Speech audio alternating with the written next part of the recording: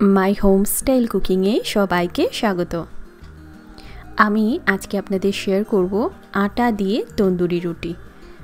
तो नर्माली आमरा आटा दिए रुटी खाई और एकघेये रुटी सब समय भालो लागे ना, बाच्चाराओ खेते चाय ना। तबे आपनारा एई आटा दिए किन्तु तंदूर छाड़ा एरकम तंदूरी रुटी बाड़ीते बानाते पारबेन। तो एटा बानानोर जोन्नो एखाने आमी 2 काप परिमाण मयदा रेखेछि। এই ময়দাটা আমি এখানে রেখে দিয়েছি একটা বোলের মধ্যে। এর মধ্যে এবারে পরিমাণ মতো নুন দিয়ে দিচ্ছি। এবারে এর মধ্যে দেব আমি হাফ টিস্পুন মতন চিনি। একটু চিনি দিলে টেস্টটা ভালো আসে। এবারে এর মধ্যে দিচ্ছি বেকিং পাউডার হাফ টিস্পুন মতন। এবারে দেব এর মধ্যে বেকিং সোডা মানে খাবার সোডা 1/4 টিস্পুন মতন। এবার এই সমস্ত ড্রাই উপকরণগুলো এর সঙ্গে খুব ভালো করে মিক্স করে দেব। আপনারা চাইলে আটা ময়দা দুটো মিক্স করে করতে পারেন, কিন্তু পুরোপুরি হেলদি বানাতে চাইলে আপনারা এটা পুরো আটা দিয়েই করবেন। এর মধ্যে আমি হাফ কাপ পরিমাণ টক দই দিয়ে দিচ্ছি। এতে করে এই রুটিটা একদম সফট হবে আর খেতেও ভীষণ ভালো লাগবে। অনেকক্ষণ রেখে দিলেও এই তন্দুরি রুটিটা কিন্তু সফটই থাকবে। এর মধ্যে অল্প অল্প করে জল দিয়ে একদম সফট ডো তৈরি করতে হবে। আর এই ডোটা কিন্তু আপনারা একটু সময় ধরে মাখাবেন যাতে করে মানে ডোটা একদম স্মুথ হয়, সুন্দর হয়। এটা যদি ভালো করে মাখানো হয় তবেই দেখবেন তন্দুরি রুটিটা খেতেও ভালো লাগছে। আমরা রেস্তোরাঁয় গেলে খাই তন্দুরি রুটি, কিন্তু বাড়িতেও কিন্তু আপনারা আটা দিয়ে একদম সিম্পল এটা বানানো আপনারা দেখলেই বুঝতে পারবেন, একদমই সিম্পল। তো দেখুন আমি একটা সফট ডো বানিয়ে নিয়েছি। এর উপরে হালকা একটু অলিভ অয়েল দিচ্ছি। আপনারা যে কোনো সাদা তেল ইউজ করতে পারবেন। দিয়ে এটাকে চাপা দিয়ে রাখবো 15-20 মিনিটের জন্য। ডোটা একটু সেট হয়ে যাবে, তারপর আমি এটা দিয়ে তন্দুরি রুটি তৈরি করব। দেখুন আমি এটা 15-20 মিনিট রেখে দিয়েছিলাম। এবারে এই ডোটাকে আরেকটু সময় একটু ঠেসে মাখিয়ে নেব। এবারে এই ডো থেকে আমি বড় বড় করে লেচি তৈরি করে নেব।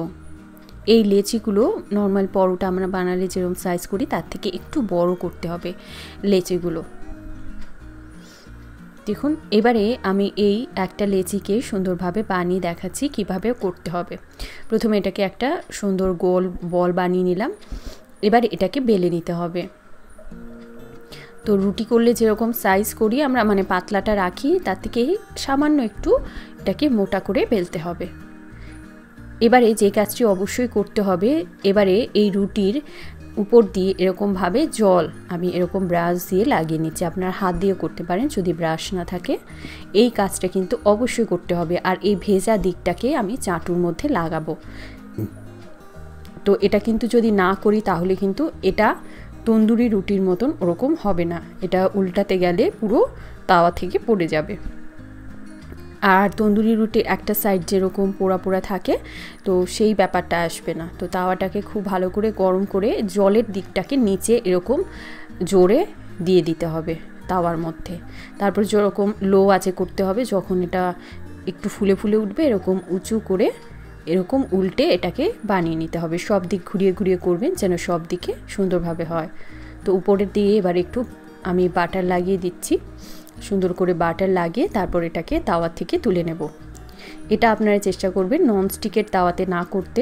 ননস্টিকের তাওয়াতে করলে কিন্তু এটা উল্টাতে গেলে রুটিটা এই তাওয়া থেকে পড়ে যেতে পারে।